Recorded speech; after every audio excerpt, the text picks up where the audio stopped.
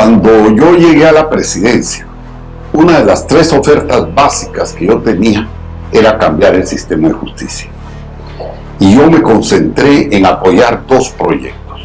Uno, el cambio del Código Procesal Penal, porque la justicia nuestra era una justicia inquisidora, en la que, como usted señaló antes, el juez era al mismo tiempo el que hacía la investigación y era juez y parte.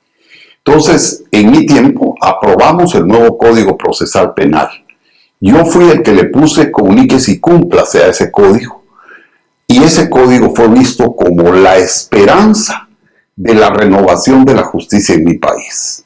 Así fue catalogado, costó plata porque nos costó mucho dinero hacerlo, impulsarlo, y yo no escatimé los recursos que fueron necesarios para que eso se hiciera, y con entusiasmo sancioné el código, creyendo que le había hecho un gran favor a mi país. 20 años después yo soy víctima, pero no del código. Yo soy víctima de la forma como han aplicado el código, porque agarraron los vicios del sistema inquisidor y los metieron al sistema acusatorio. Y entonces ahora los jueces siguen, sobre todo ahora son los magistrados los que determinan cómo se debe hacer la cosa, y hasta el presidente de la República da órdenes de cómo quiere que le salgan los fallos. Ya no digamos grupos como los que usted señala y que yo señalo, que somos ambos víctimas de ellos, en los que tienen toda una estructura para manejar la justicia como a ellos se les da la gana.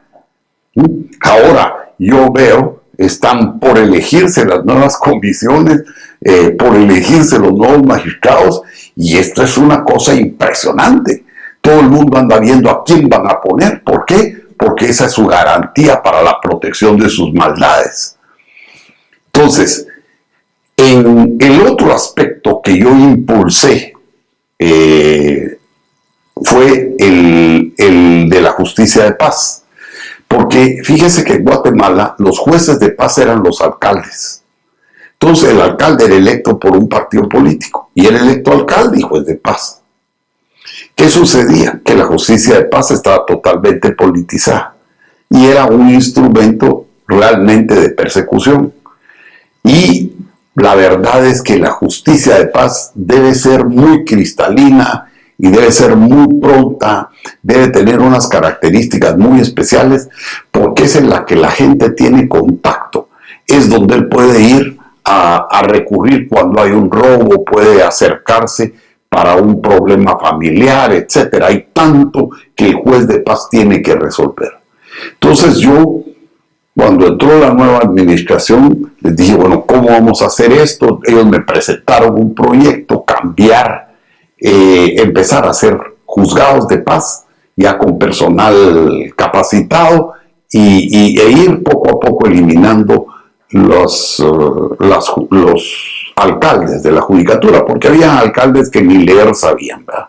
Y mucho menos, y tal vez con secretarios que contaban un caso en Guatemala que decían, en auxilio del señor alcalde que no sabe firmar, el infrascrito secretario imprime su huella digital. El secretario tampoco sabía firmar, y esos eran los que ejercían la justicia de paz. Bueno, lo cambiamos y se empezó a trabajar. Lamentablemente los 2 programas eran buenos, los 2 programas eran necesarios, pero 20 años después yo no termino de ver cuáles fueron los resultados, y realmente me desanima mucho. Pero yo creo que no hay que desanimarse. El país tiene un futuro, el país tiene una necesidad de que la justicia pare, porque mire, el hecho que hoy no tengamos nosotros justicia de paz, imagínese usted que en Guatemala linchan más de 400 personas al año. Y eso es carencia de justicia. No hay justicia, la gente viene y hace la justicia por su propia mano. Sin embargo, no se llega a tener la conciencia de que eso pasó. Y se llega a hablar de que ahora este señor Dalanese habla de cuántos casos resolvió, el presidente de la República, este general Otto Pérez Molina, le echa todas las flores habidas y por haber, y mutuamente llegó un florero cada uno para ponerse todo lo que se decían uno del otro. ¿Por qué en Guatemala la gente va y hincha a estos señores? Porque no creen, no tienen confianza, no hay credibilidad. Totalmente.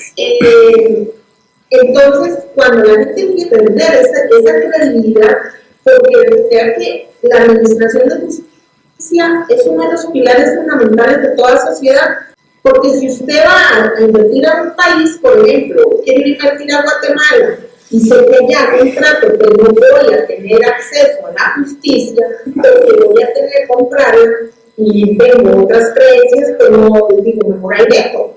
En cambio, cuando la justicia es ciega, es decir, que va a resolver conforme al hecho corresponde y va a ser igual para todos, entonces hay confianza, hay credibilidad.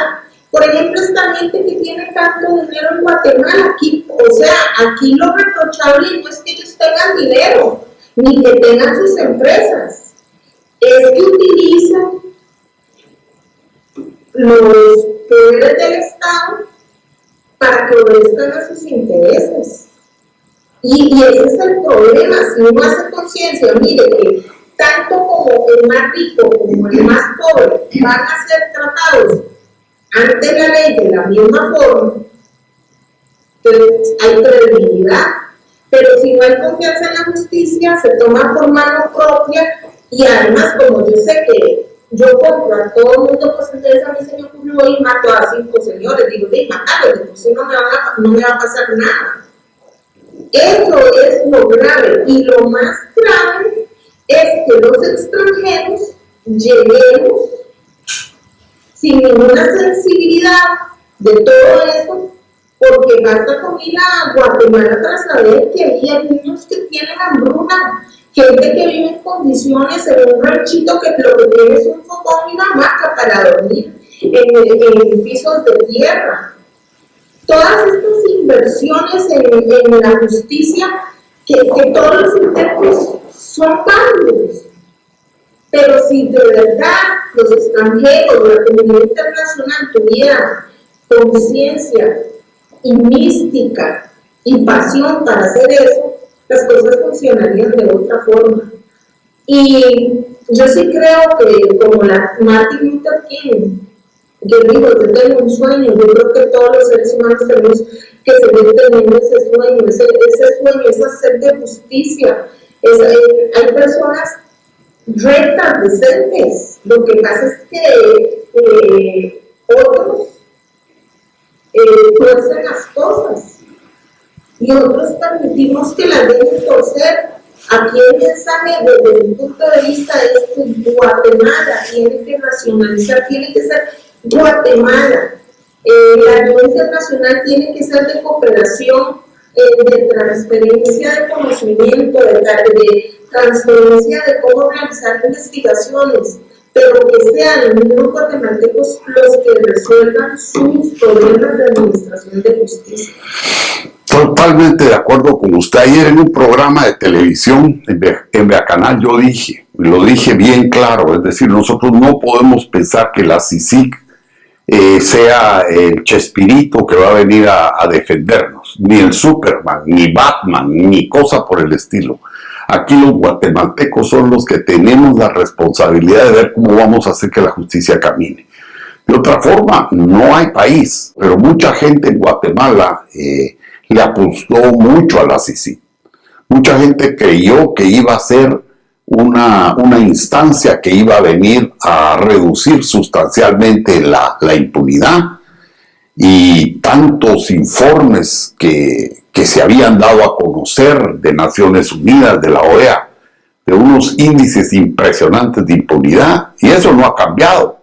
Aunque el actual presidente diga que la violencia en Guatemala es nada más una percepción, pero la gente se sigue muriendo igual por la percepción. Perdone que interrumpa, imagínese que para este primer semestre en Guatemala ya ha habido más de 6,000 muertos. de lo que vamos a tener a junio del 2013. ¿Cómo se puede decir que ha aumentado cuando ha aumentado el número de muertes? O sea, cuando el valor de vida es tan irrespetado, eso no puede ser. Yo, perdone que le interrumpa, pero sí quiero contar otra cosa, y es, pero yo me leí ese mandato y como usted dice, hay muchos guatemaltecos que apostaron a la CICI. Yo, como miembro funcionaria de la CICI, yo aposté por lo que decía el mandato y creo que se puede hacer y creo que hay guatemaltecos capaces de hacerlo y personas que lo pueden hacer. Es una cuestión de voluntad. Pues sí, pero fíjese que hay otra percepción, no es por halagarla, pero el único caso en que la CICIG más o menos cumplió con el mandato que tenía de perseguir a los grupos criminales incrustados en el gobierno, en el Estado, fue la persecución que ustedes empezaban a hacer sobre todos los grupos que operaron en el gobierno de Berché, a la sombra de Víctor Rivera, a la sombra de todo este grupo de gente, ¿verdad? Los Gutiérrez y compañía limitada. Entonces, eso es el único intento serio que hubo de desarticular una mafia. Pero ya no hubo otro. ¿Qué otro? Bueno, pero es que le digo una cosa también. ¿Qué hace un comisionado de la CICIG si no tiene personal idóneo? Entonces, ¿me entienden? Pero hay que analizar todos los factores que influyen. sí, pero ¿sabe qué pasa? Giselle, sí, no tiene personal idóneo, usted ya nos lo explicó, pero ¿cuánto nos cuesta a los guatemaltecos mantener una estructura como la de la CICIG? No, usted tiene toda la razón. Ojalá que este señor vaya a diferentes países, en la misma Colombia, yo no sé, en Italia, gente que obviamente habla español, ¿verdad? En Alemania. Eso cuesta. Pero yo sé que tiene que haber muchas personas con niveles de justicia en todo el mundo para llevarlos y que hagan las investigaciones. Entonces, la madurez es otro aspecto que cuenta. Y a veces a eso, y a mí me contó una persona que Carlos Castresana, yo no estoy autorizada para decir el nombre, pero que Carlos Castresana le decía, es que yo solo tengo juniors de investigadores, de fiscales, él tenía razón. Yo salgo mi responsabilidad porque puedo hacer de que no era una junior, pero no me fue. Pero si hay una cabeza pensante, una cabeza que no. Y otra cosa es que la CICIG, nosotros como fiscales de una parte del mundo, nosotros no somos los protagonistas. Nosotros somos simples relatores de un hecho que involucra a seres humanos en un evento histórico. Pero ni Galanese, ni Castresana, ni Giselle Rivera son los protagonistas de nada, nosotros somos simples operadores. Uno no tiene por qué tomar eso como ahora yo voy a aprovecharse del puesto para creer que es el salvador. Hay que tener los pies. Yo sí creo que ahí hay un pecado mortal que cometió Castresana, que Castresana era demasiado mediático. A él le fascinaba estar en la televisión, le fascinaba estar dando opiniones de todo tipo y yo creo que cuando un fiscal se comporta así, él mismo hable los riesgos para que sea visto de esa manera. Pero es que también depende de la madurez y cómo maneja usted eso. O sea, usted puede salir hablando en los medios, eso no significa ni que usted es más que los demás. Si usted está bien enfocado y dirigido hacia un objetivo, hacia lo que tiene que hacer, él pudo haber salido todos los días y tenía en la televisión, pero quisiera ver su trabajo. Le pongo un caso que me acaba de pasar a mí. Me entero por la prensa. Yo puse un antejuicio acusando al Procurador General de la Nación de Guatemala de haber cometido delitos, al haber usurpado funciones y extralimitación de, haber usurpado atribuciones y extralimitación de funciones. Con un artículo claro de la ley. La Corte recibe la denuncia y por la prensa me entero que la habían rechazado. Le digo a mi abogado que se fuera temprano a averiguar. Llega mi abogado temprano a averiguar si le podían notificar lo que había sido publicado en la prensa el día anterior. Le dice que lamentaban, pero que la resolución no estaba firmada, estaba en trámite. Pero ¿cómo es posible que ustedes adelantan a la prensa el tenor de una resolución que ni siquiera está firme? Entonces, yo me fui y les metí una queja y les estoy metiendo un antejuicio, porque eso es ilegal. Ahí cometieron un delito. Pero a ellos les importa, yo estoy segurísimo que eso lo van a recibir y lo van a engavetar. Delinquieron, son la máxima autoridad judicial del país, no les importa un bledo. Yo, por supuesto, ya me río, porque ya pedirles que estos enmienden su conducta a estas alturas de la vida, no porque tengan una carrera judicial, como le dijera yo, intachable. Bueno, pero así el país no va para ningún lado. Porque imagínense, si en la parte de la fiscalía acontecen cosas así, por ejemplo, no terminamos de ver el caso Rosenberg. La investigación del caso Rosenberg, a mí mucha gente me ha dicho que no fue una investigación que tuvo el rigor que una investigación necesita y que muchas de las pruebas que presentaron no eran unas pruebas comprobables. Tiene una serie de vicios, pero lo dan por resuelto, hasta con tedeums y todo, piñatas y de todo.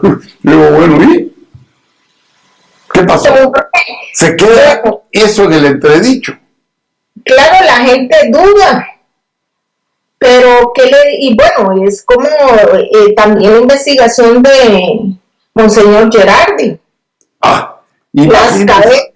Imagínese usted lo de Monseñor Gerardi, que bueno, para confundir cada tesis que aparecía, le daban todo el revuelo del caso.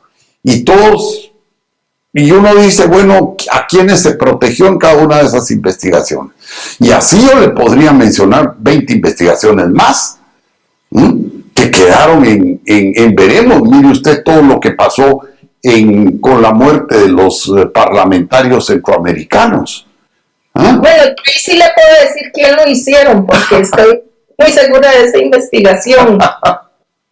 Pero esa investigación no, ¿cómo se llama? No llegó a sentar ni siquiera en el vacío de los acusados a los responsables. ¿No? Esa investigación la desviaron para donde ellos quisieron, para encontrar un chivo expiatorio y echarle toda la tierra que se necesite encima. ¿Cierto o no es cierto? Sí, pero eso es, o sea, es doloroso, porque hay involucrados seres humanos. Pero lo importante de todo esto es decir, bueno, es que sigue esta situación en Guatemala, caramba. Pongámonos de verdad a trabajar por y yo creo que en esto sí la comunidad internacional y los guatemaltecos tienen responsabilidad, porque todo el mundo quiere que siga el mismo estado de cosas. Mire, para mí la responsabilidad es nuestra, de los guatemaltecos. Yo admiro a gente como usted y otra gente de la comunidad internacional, como lo dije en mi libro El desmadre tiene nombre, que han tenido el valor y que han tenido la conciencia de ir a meterse a nuestro país a tratar de que se respeten los derechos humanos, a tratar de que haya justicia, porque en realidad no es el país de ustedes, pero ustedes han luchado por ese país más de lo que hemos hecho muchos guatemaltecos. Pero la responsabilidad del país es nuestra. Porque como usted dice, los guatemaltecos, la verdad es que duele, pero en realidad son encantadores de serpientes, ¿verdad? Y agarran a cualquiera y lo engatusan.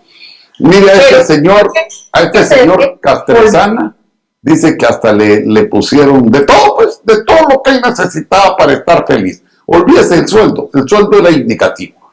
Y cuando usted, creo que en alguna ocasión con usted lo conversé, cuando uno se da cuenta que no era solo Castrezana, sino que tenía su apoyo en una embajada, tenía su apoyo en una fiscalía, tenía su apoyo en diferentes otras estructuras del Estado, entonces ya es un grupo muy poderoso que cuesta mucho llegarlo a... Pero yo creo que si la gente sigue denunciando a ese grupo, va a llegar un momento, o sea, no todo es para siempre, los reinados se acaban.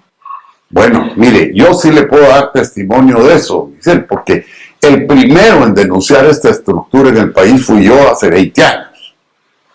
¿De acuerdo? Y en ese tiempo lo único que yo saqué fue desprestigio. Pero ahora ya no soy la única voz en Guatemala. Soy el perseguido más viejo, eso sí. Pero no soy la única voz. Y ahora sí, yo siento que se ha hecho mucha conciencia. Y esta conversación con usted espero que sirva para generar muchísima más conciencia en el país. Pero eso no es suficiente. Es necesario que tomemos los guatemaltecos conciencia. Hay ciertas cosas que usted dijo que yo las voy a volver a escuchar y las voy a volver a mencionar. Porque, mire, nosotros los guatemaltecos a veces no nos damos cuenta. Creemos que las cosas como están, así están en todo el mundo. Y no es cierto. El país no está ni lejos como está todo el mundo. No, pero yo pienso que hay una juventud, hay gente pensante, hay gente que ama Guatemala, hay gente valiente. Y yo creo que esos guatemaltecos son los que van a sacar adelante Guatemala. Yo espero que un día usted y yo podamos estarnos ahí en Panajachel sentados tomándonos un fresquito viendo ese bello lago ahí y sintiendo libertad de estar ahí sin temor de que nos vayan a matar o que uno pueda ir a hablar y disfrutar tanto de Guatemala por su belleza, por sus monumentos, es que tienen tanto, por su gente. Sí, mire, es que Guatemala es un país bello y su gente es buena y todo lo tenemos, pero lamentablemente tenemos incrustada una gente que, como yo digo, lo más triste es que esta gente, su visión no está en Guatemala, sino está en Miami, ¿verdad? Y sí, ellos, como se los dijo el presidente del Banco Mundial, mientras ustedes sigan pensando que es hacer plata para largarse a Miami a disfrutarlo, el país no tiene salida. Y bueno, ahora yo sí coincido con usted. Viera la gente entre los 18 y 35 años, ya es otra mentalidad, gracias a Dios. Esta gente, yo lo único que le pido a Dios es que esa maquinaria de corrupción no los agarre más arriba y los convierta, sino que sean ellos los que conviertan al país. Pues yo creo que eso tiene que suceder. Lo ideal sería, como sabe que borrón y cuenta nueva. Vamos a hacer un nuevo congreso y que entren jueces, que entren congresistas jóvenes y no dejar a ninguno de los viejos para que no lo corrompa.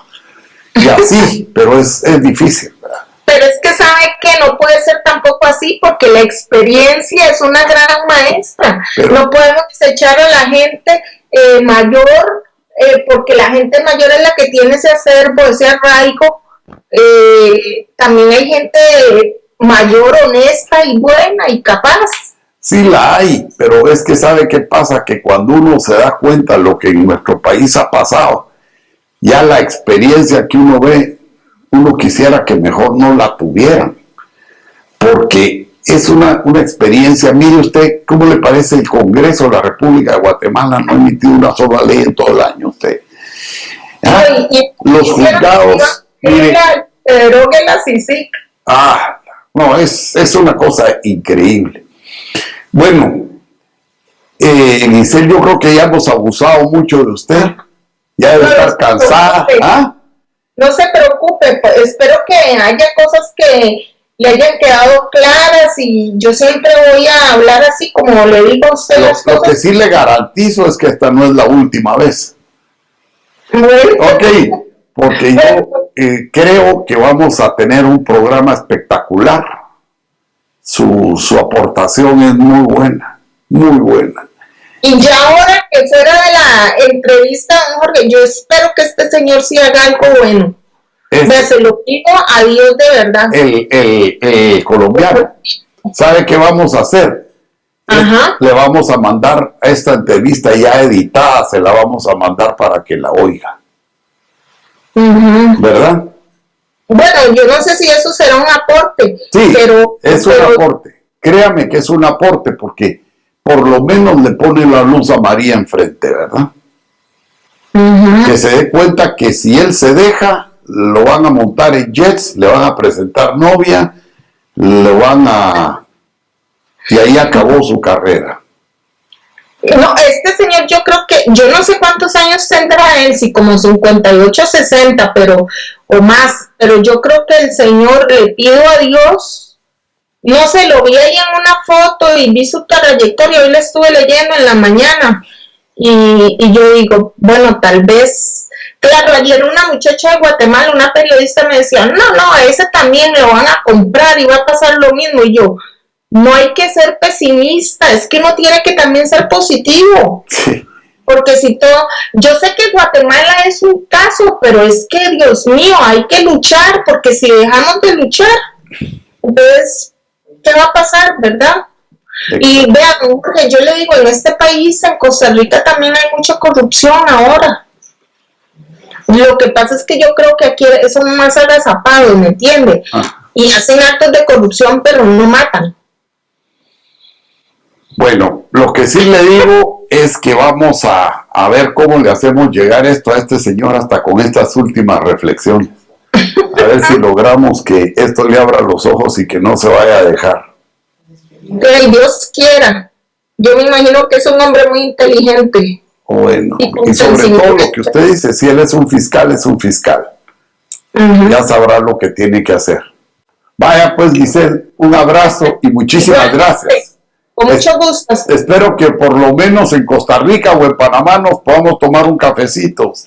Dios quiere. El día que le quiten a usted el castigo y a mí que nos podamos juntar. Si Dios quiere. Todo en el tiempo de Dios. Amén, amén. Que el Señor me la bendiga. Gracias. Gracias. Hasta luego. Chao.